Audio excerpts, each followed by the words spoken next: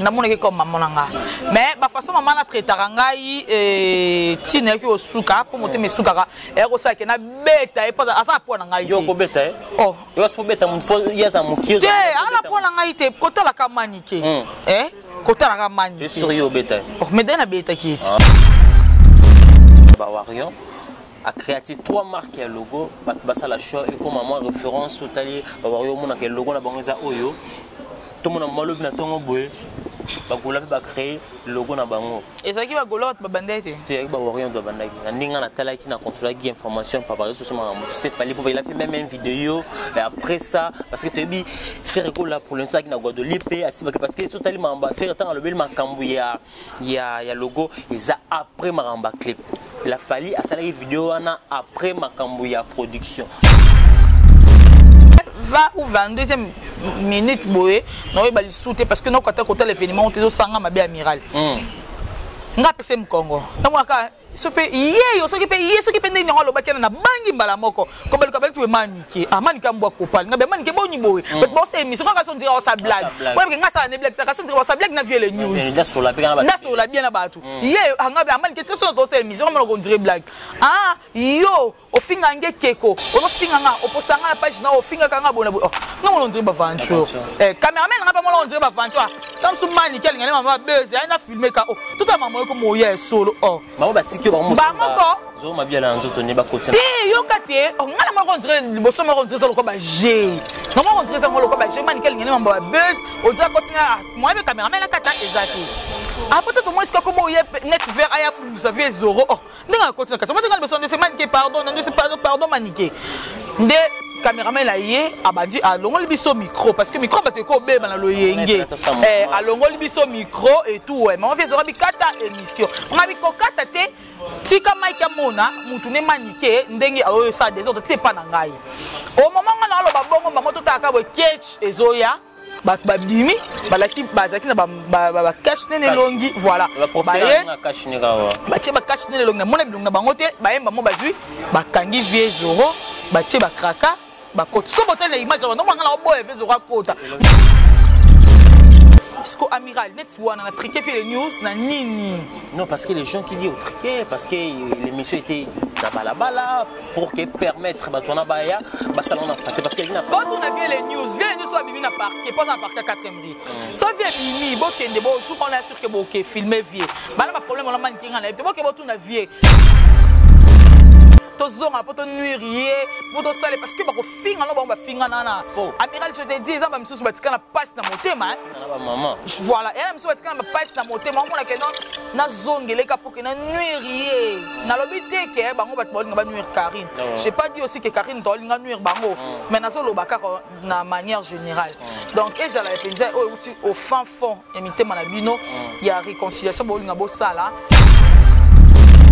mituna faut que c'est le mot c'est passé on a quatre bon ka debayebi amiral les louche très louche manique ba finga ke kuti ya makasi ya mabesuka yemo pa finga ka batu makasi pourquoi quand ça batu anate les gens qui disent bah comment on m'a bien là aux adresse aussi ka bozala kina yo on a pour que ba okangele wana c'est ça moi louche place on a ba précision yo ba endroit dans les bozala ki bande banetka yo yebaki quelque chose comme ça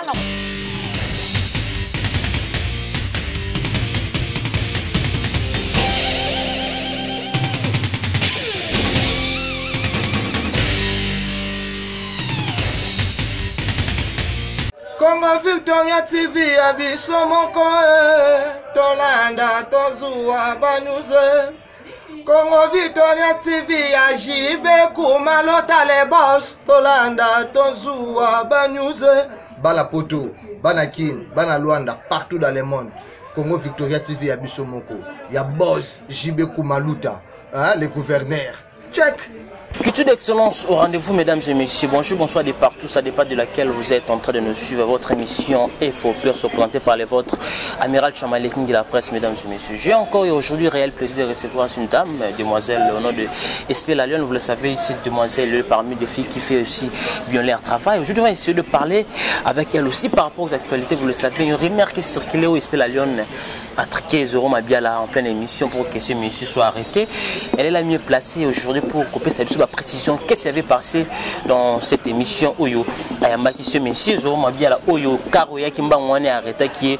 Il y a des gens qui parlent trop pour elle aussi. On va essayer de parler avec lui, la personne qui est à la mieux placée Oyo Ayambaki, ce monsieur dans cette émission. Laissez-moi remercier notre équipe technique qui travaille au four et au moulin. Merci à toi du Solo Presse TV pour l'excellence du travail, sans oublier le prof Wassimbi Machine, la montage. Merci pour toi aussi pour l'excellence du travail. Laissez-moi remercier notre boss chef, le vrai et le grand pétrole d'Allah, c'est Chibé Koumalo, un monsieur très puissant, très charismatique. Laissez-moi remercier tous mes partenaires, messieurs, qui me soutiennent depuis de partout. Merci à toi, archevêque Le Bobo, un monsieur très puissant, très humble. Laissez-moi ensuite dire merci à mon vieux Odilon Mampouille, à boutique exemple à suivre. Les 7 uniques boutiques, croisement au Pala, Gambela. Si vous faites un tour là-bas, vous ne serez jamais déçus. Une très belle boutique au Rokuta.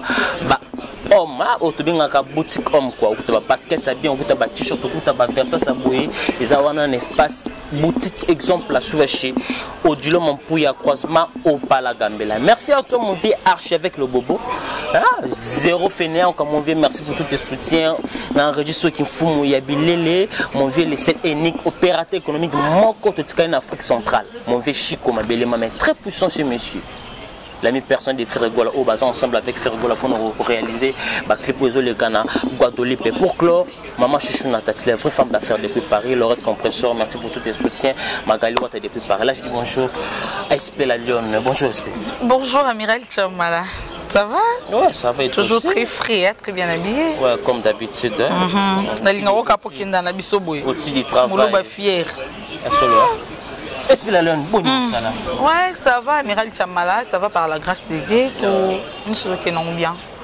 Est-ce que la lune, on se souvient une émission, tous on est bien à droite au bêta, tu es gauche, tu es droite. Si tu avais reçu ce monsieur, Zoro Mabiala, une émission, subitement, il y a des gens qui disent ça baisse.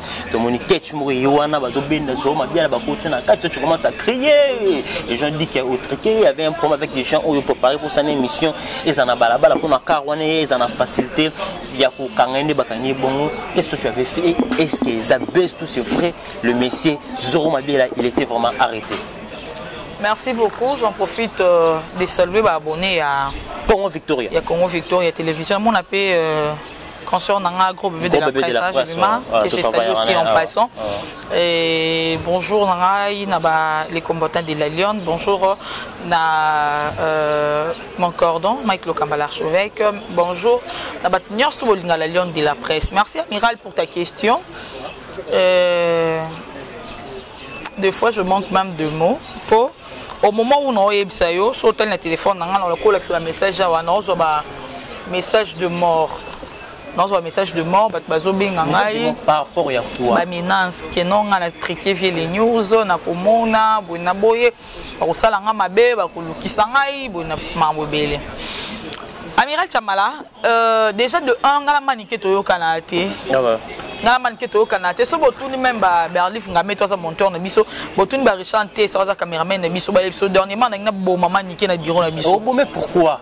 Que c'était quelque non au moins internet et ça église mais par rapport à l'éducation toujours dans banda qu'on a biso surtout que non bon témoigner tu peux ça tout respect maniquer l'âge de ma mère maman biso tout comme ça 50 ans le 31 juillet awa et maniquer au nager dans 45 44 ans à ça déjà presque âge moi la maman na maniquer au beau temps surtout déjà prince babia tout ça n'est presque âge moi encore encore ça me connaît une ou 2 ans donc ils a rappelé surtout 1900 kaka et na moneke comme maman nga mais ba façon maman na traitara ngai tine ki osuka pour monter mes suka et ko sa ke na beta et pas asa po na ngai yo ko beta oh yo so beta mun fo yaza mukio te ala po na ngai te kota la kamanike kota la kamanike sur yo beta oh mais dena beta ki oh pour ceux qui buzz couteau débat nous sport ba ke notre c'est ça les buzz ceux qui buzz tu nga kunde to filmer peut-être na 4 bureau na biso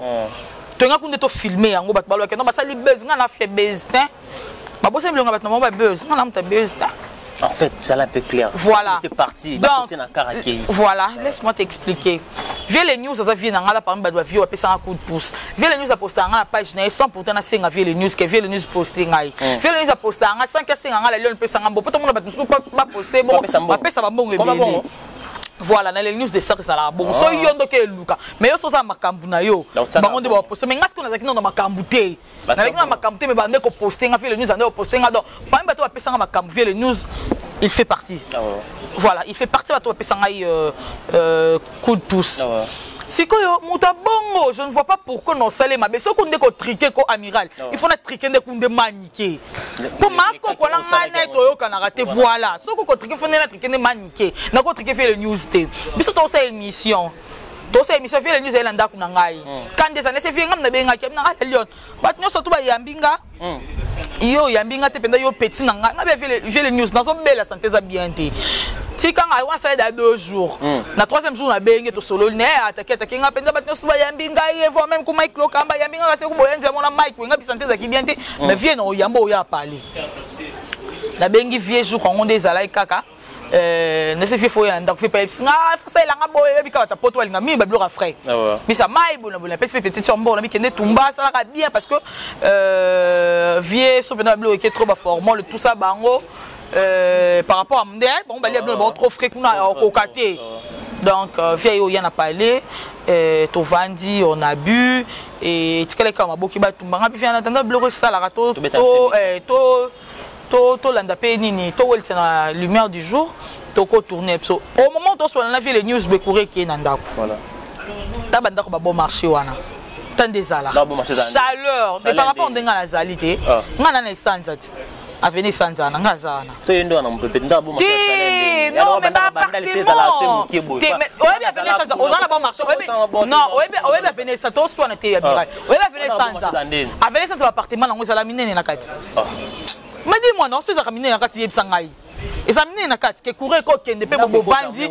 Quand il y a pas quand il y a pas net bis c'est pas biso, papa pa nga maman nga. Ata courir zato sentir que moi fraîcheur et mais papa place non fouté là. Fraîcheur et cotaté parce que pour que et ça ka appartement net ba oh boy tout mon appartement ils ont besoin de et ça ba appartement car ba appartement ba autour dans la fini centre. Et du coup na se vie mulunge ça to ko ke tourner la biso na C to kiti na C vie moi pour habiter la lion ah to côté na biso na CP na mpepe to tele ma tse émission hôtel ma na la bengi cameraman na ngai na bengi Richard est nga teme ngai na zo tourner na Mike Lokamba.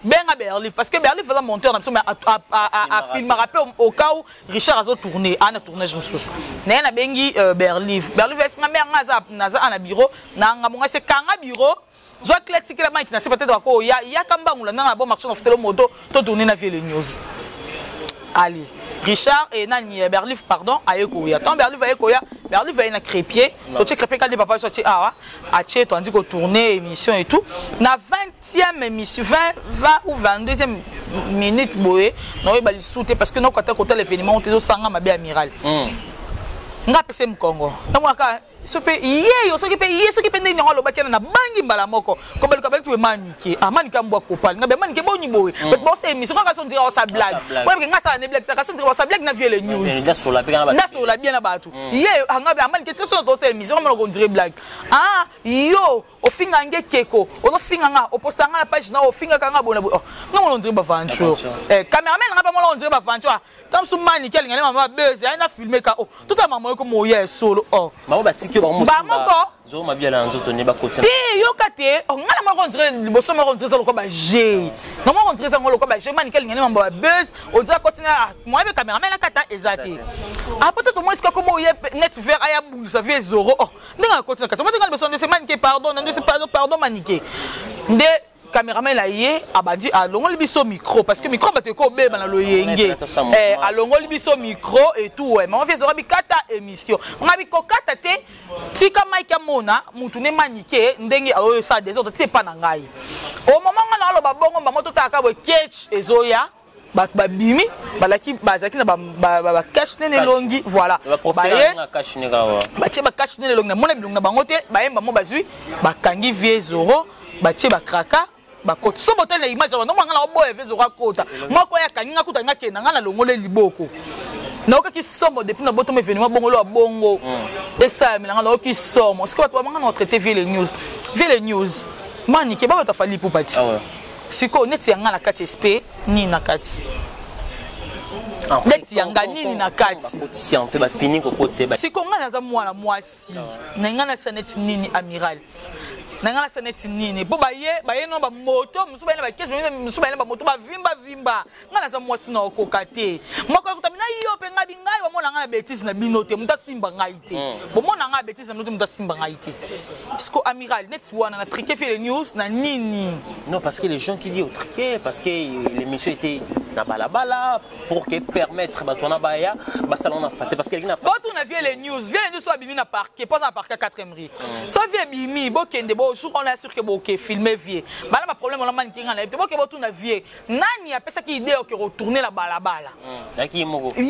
vie nga se fait to kita na ndenga to vanda la vie boye to ke to tele na balabala siko yanga ni na kati que des fois ba kanye est-ce que OK déjà ko vérifier ba fait c'était quoi pour que ça la maniki alobi oui maniki abi vie apostake na ba page abe maniki o se plaindre abi ba état zala nango vie azu ba photo wana vie cha ngo na page vie benga kekeko vie sala émission mo na maikaka abenge keko a traité de tout le nom et ça là qui est bien intégré qu'est-ce qu'on a omis tout na faut que c'est le mot c'est passé on a kati bango ka déba yebi amiral les louche très louche maniki ba finga ke kutu ya makasi ya mabesuka yemo pa finga ka batu makasi pourquoi quand ça batu anate les gens qui disent bah comment on bien la aux adresse est-ce que vous allez na yo on a pour que ba okangele wana c'est ça moi louche place on a ba précision yo ba endroit nani vous allez ki bande ba net ska yo yebaki quelque chose ngala royeba on est ndeni ngala mani ke noto so la raté ngala mani ke to bunda makasi na bureau na biso to bunda na beta ki ndipo mani ko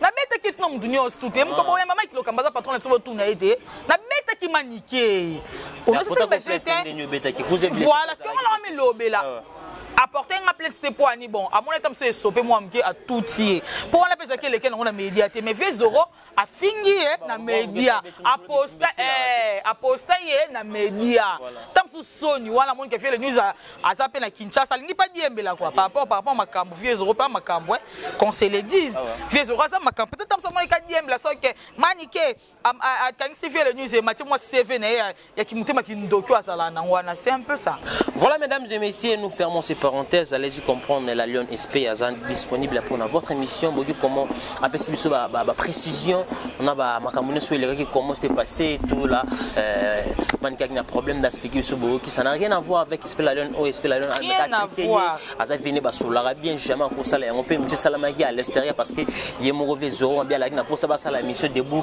il y a côté on peut permettre ba moi de fermer parenthèse et vous qui circulez le message du mal par rapport à cette fille donc ils en ont bon hôtel les comprendre religion va créer ko bébé ces informations cambo oui et ça bon voilà nous poursuivons notre émission mesdames et messieurs SP la Lyon nous avons posé la presse au recevoir les artistes et musiciens OK l'artiste Fally Ipupa a créé le logo il y a Warion a créé 3 marques et logo basa la show et comme moi référence au tali Warion mon que logo na bango za oyo tout mon malo na tongo boye bagola ba créer logo na bango et ça qui va golot ba bandete c'est ba Warion do bandaki na ninga na tala qui na contrôler qui information par rapport sur ma c'était Fally Ipupa il a fait même une vidéo et après ça parce que tu bi faire école là pour l'instant qui na Guadeloupe parce que tout tali mamba faire temps le bel makambu ya logo et ça après maramba clip il a fallu à salaire vidéo après Makambouya production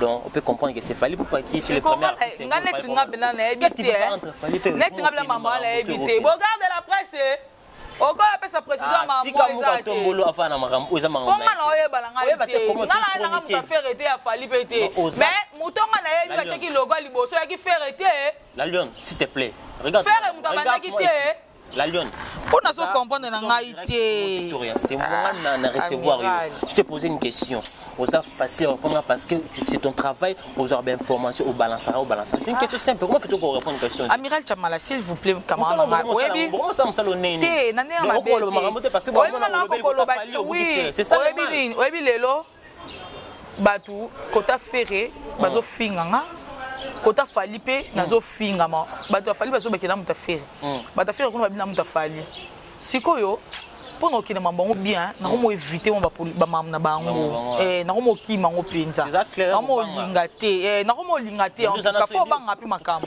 tout respecter déontologie donc nous aso yebi pena que l'artiste est au mutabande ko bango ko lobati te next mambo na pinza net ngasi ko nga version à la joie qui pour le monde qu'on a la maman page de la maman meilleure page que je salue en passant na mona qu'on a la maman ah qui nous ce garçon de la ville na mona qu'on a la page de la maman qui est faire mutabanda qui ndela ngana mona ki bongo sikoyo bazi vidéo moko ba illustrer vidéo e fali poupa azoloba yemo fali poupa azoloba que non bo pona ba logo tout ça na tout a fait rigola bazi mon logo atie ya nini ya atie likolo ya eloko oyo okoyo ke eloko voilà ba tiona mungongo mutu mo ba oloba bien te bo ba seki ce qu'on a commentaire il y a des gens qui disent que c'est fait rigola pardon ndabandaki batumso ba c'est fali pour parce qu'au côté l'un nazo yebate na ndabandaki mais bon après tobo ça n'était que fait rigola na fali pour pas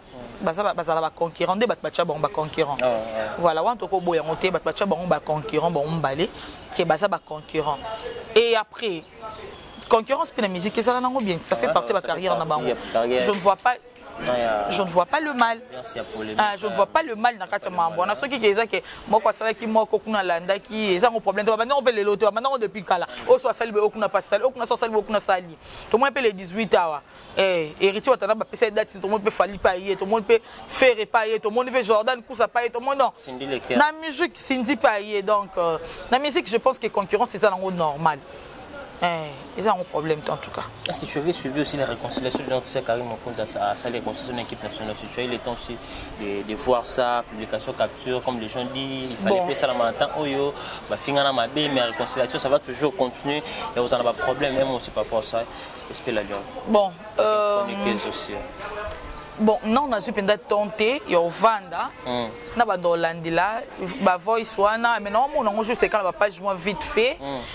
Non mais non l'andilango vraiment té mais on a monaki na monaka janvier na abir azabayamba on a chaîne na biso Afrique elengi de baloba que non c'est la famille bona boye machin j'ai vite compris que ba bongisi ba yokani mais après so ba yokani c'est leur famille et sa famille ba créer famille on va passer un bon moment voilà va passer un bon moment en tout cas bola mo vraiment ko pour la sala na ngate na koyo kaka histoire bola mon dirait les kaka belé nande bazala qui donc so ba c'est décidé comme de grandes personnes il y a hypocrisie il y a voilà il y a hypocrisie on ba misus kuna yokante apo boye po kuna asala biso boye to zonga po to nuirier po to sale parce que ba ko finga no ba finga nana amiral je te dis ça ba misus ba tika na passe na motema finga na ba maman voilà et misus ba tika na passe na motema on a que non na zongele ka po que na nuirier na lobité que ba ba nuire Karine. J'ai pas dit aussi que Karine doit nuire bango, mais na solo baka na manière générale. Donc et ça la penza au fin fond imité manabino, il y a réconciliation bo linga bo sala et ça ka bien. Oui, beaucoup d'aba maman bokoli, boboti, bomisu bobali, ça sert à rien en tout cas ba polémique. La polémique les gens les l'autre, la polémique boti kelango beaucoup plus ba bana na ya ba leki bazo ya sika. Je pense pas qu'il y a polémique ça sur na ba niveau et il y a niveau na bango la penza ba sali déjà ba marqué déjà époque na bango nana yebi Chael Choté nana yebi Karine Mokonzi te nana yebi nani janvier te nana yebi Birité nana yebi qui d'autre Pamela Cheko la te nana yebi Siti Adol voilà.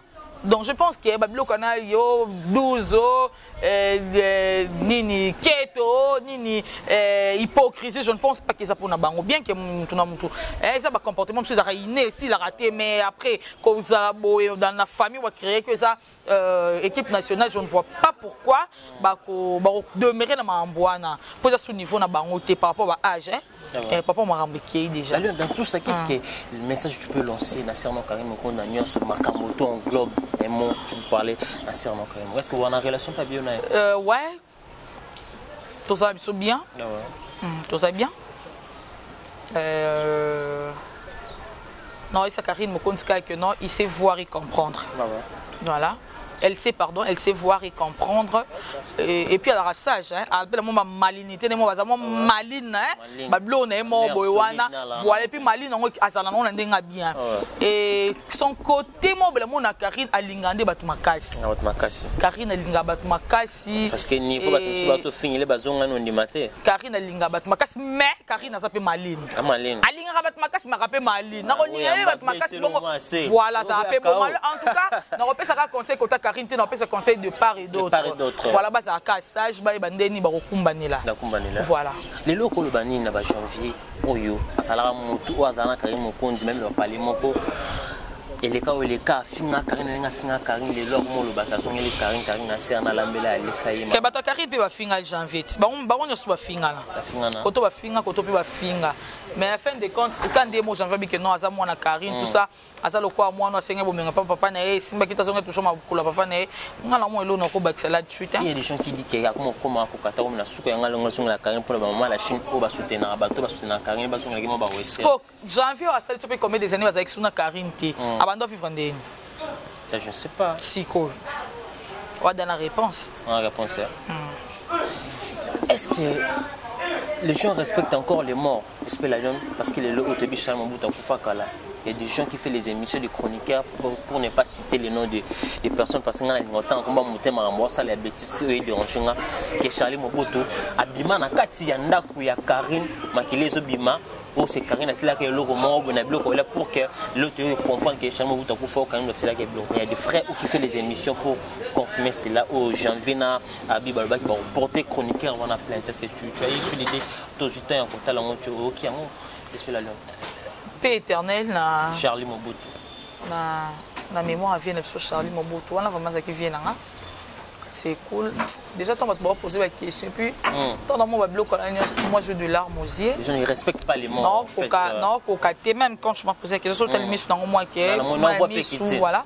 Ma mis sur temps boulanga la mise sous elle est là monter ça ma kilo 100% Zamba permettre en haut Richard OK était retourné 100% Zamba a permettre en haut tout le monde a balé ba poison ba 10 fois 20 fois mais Nzamba ça là-bas toujours bolam de fin papa allait mon loto qui son âme repose en paix aller à poison combien de fois mais après on Nzamba on sait na ngazonyo comme ka boinde ni mieux faut na sanini na paiement na zwana nga molimo na yake nda paiement pa monyo ko leleki par là il y a le baboué et là monter ça na mokili oyo sans pourtant ça va permettre en Karine OK ko boma vie Charlie patika pembeni héritier est-ce que vie Charlie Mobutu c'est cool mon vieux ndasa ki pembeni la fille héritier est-ce que les cas qui héritier les qui na bolingo ko les kan héritier ndo alingara ki junior qui la bat c'est ça le problème est-ce que héritier andoko linge makasi koleka badoni chungu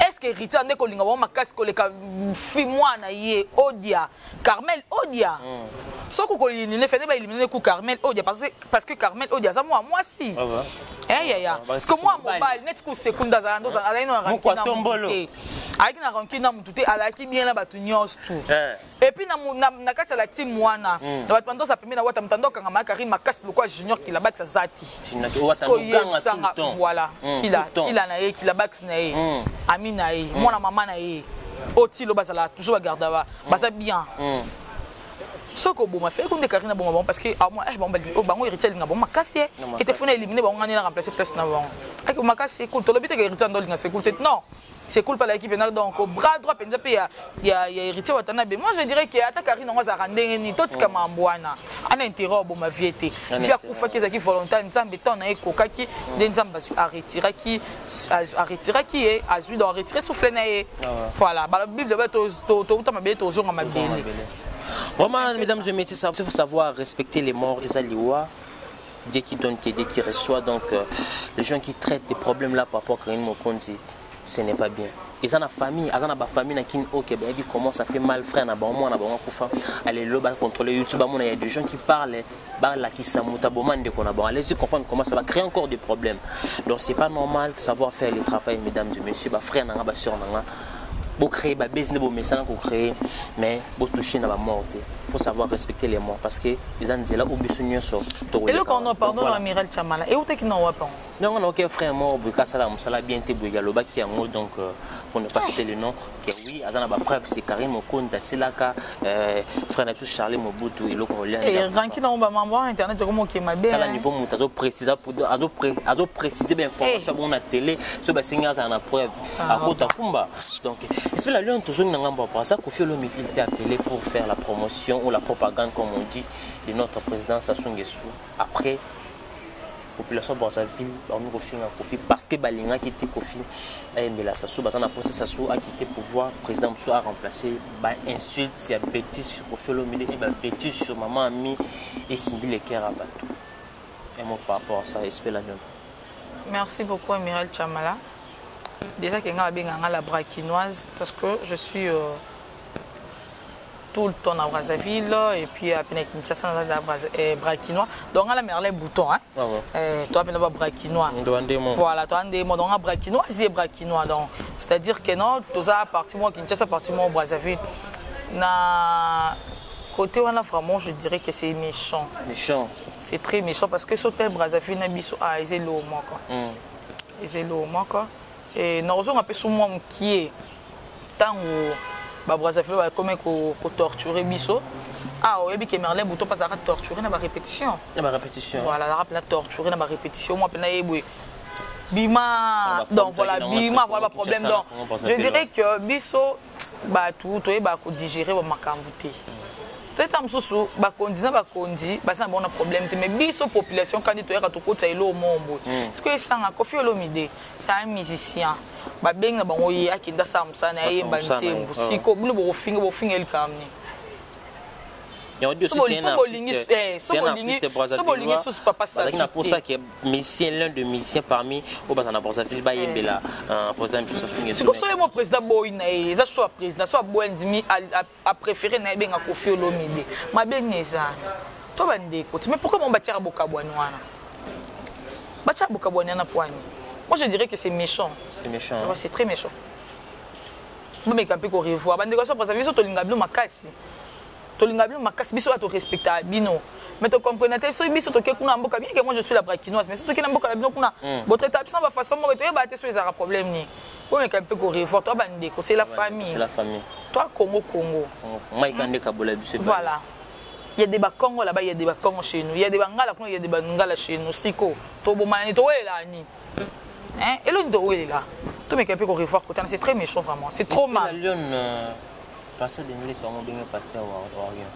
J'espère que tu as eu le temps de suivre toutes les missions passées des nuits. C'est ça par rapport aux autres tétés, par rapport aux autres tétés, dans autres traités, artistes, il est là toujours. Tu as bien comme le rôle à mécène, moi, bon, sur une bonne émission, toujours quand tu as diversité, toujours quand tu as mécène. Mécène, artiste, maintenant il y a promotion. Dans tout ça, là, on a toujours pour que le bel artiste, et ni que même copie ça t'a le banaban en Zambie, ni la année, tout en a février, au début de l'année, non, même pas vexé, non, carrément ma musique. C'est là tu trouves passer de l'esprit comment? Vous l'aimez comment? Pasteur de l'île que je salue en passant. Voilà Arche de Noé. Tasco Moudouemo Abike, après ce rendez-vous. Tu as appelé ton rendez-vous aux l'émission direct dans Santa Abou. Allez-y comprendre ce que nous avons honnête l'autre conseil dans le PC. Non, le bâtiment à CG en amiral. Vieux, Yemorabi qui non, Aza Arche de Noé. Yemorabi qui non, Yenga Zabatu, c'est vieux. Yo pena chaîne na yo, au moins la chava programme rapport. Nabi oui, ça programme, ça Arche de Noé à côté. Nous parce que l'icône nango. Nga moi na lobby. Yeba c'est rosa nzondo to chava mai na télévision. Parce que nga na pas ces conseils ni. Vraiment. Je pense que ça me colle à Belo comme ça. Mais espère la tout ça, ce que tu vois pas que tout le monde qui vient entendre la fin de bataille longtemps que oui, bah si on va voir les serviteurs de guerre, bah comment se comporter bizarre, c'est qu'on voit. Si qu'on a na ngate, pour nous se comporter bien amiral. Si qu'on a rolobani. Non, rolobani moi bien se comporter bien. Nga ça ngate pour nous ko recadrer ba tout pour parce que nga pena na santé. Nga pena na kamosumoki.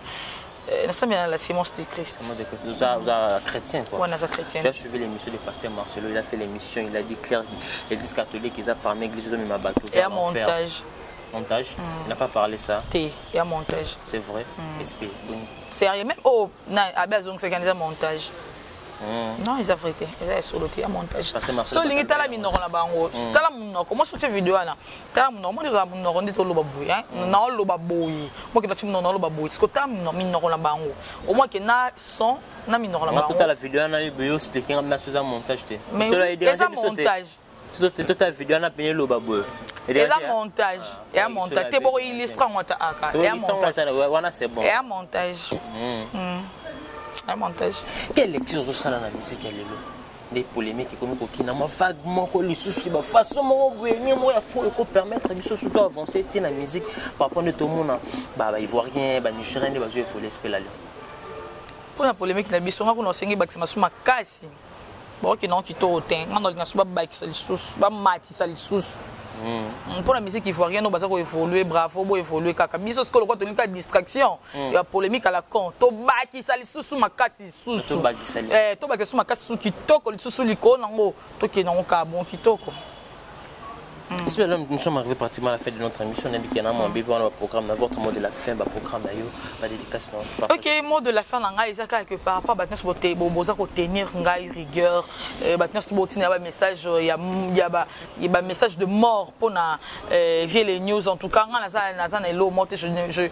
un intérêt mort côté retriquer les news, on a triqué PIT en tout cas. Je pense que je me suis fait comprendre et éclaircir tout question dès qu'on s'est posé pourquoi vous savez que mission na balabala ngaite mon beto ça na balabala et mon vie les news m'tacépé tout ça na balabala donc c'est un peu ça salutation na la vie na ngai Guillaume Melonga na kata Suède Lasconi Mbunzale du padre papi sa pour chef de ville la Queen Pulove sponsor à ma casse Maïlé du boss je te fais des gros câlins voilà merci aussi à toi.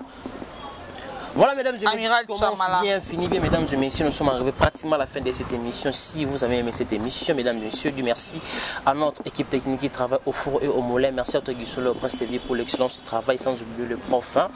Simbi machine à montage. Merci à vous, notre boss chef le voix, l'écran Petro de la Las, JB Kumalote, un monsieur très puissant, très charismatique. Et merci aussi à ma concierge Germain Ebel et le groupe de la presse, la fille d'Orange. Merci à tous mes partenaires qui me soutiennent de partout. Merci à mon vieux archevêque, le Bobo Zéro Fénéa. Merci pour toutes tes soutien.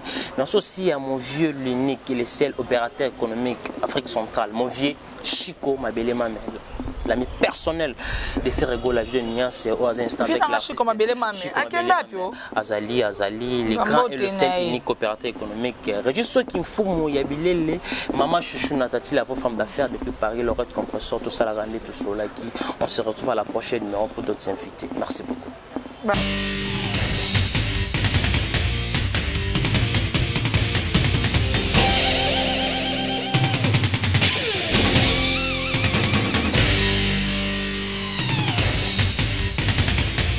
Congo Victoria TV abiso moko tolanda tozua banuze Congo Victoria TV ajibe kumalota le boss tolanda tozua banuze bala poto bana kin bana Luanda partout dans le monde Congo Victoria TV abiso moko ya boss jibe kumaluta hein, le gouverneur check.